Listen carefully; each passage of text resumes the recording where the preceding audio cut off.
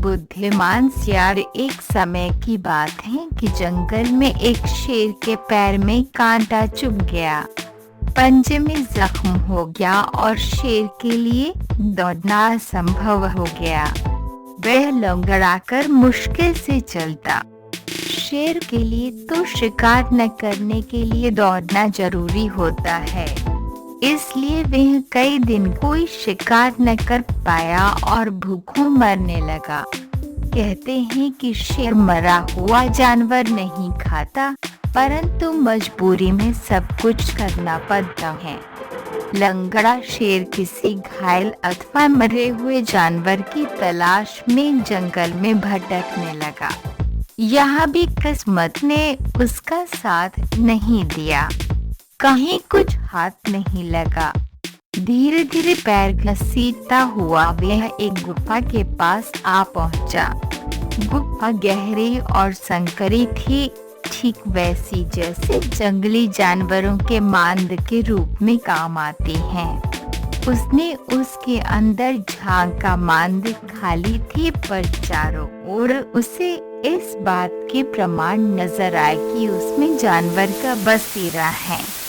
उस समय वह जानवर शायद भोजन की तलाश में बाहर गया हुआ था।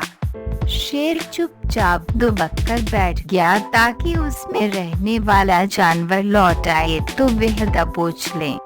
सचमुच उस गुफा में सियार रहता था, जो दिन को बाहर घूमता रहता और रात को लौट आता था।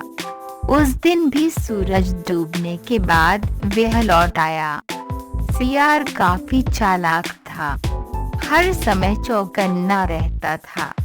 उसने अपनी गुफा के बाहर किसी बड़े जानवर के पैरों के निशान देखे तो चौंका। उसे शक हुआ कि कोई शिकारी जीव मांद में उसके शिकार की आस में घात लगाए न बैठा हो। उसने अपने शक की पुष्टि के लिए सोच विचार कर एक चाल चली।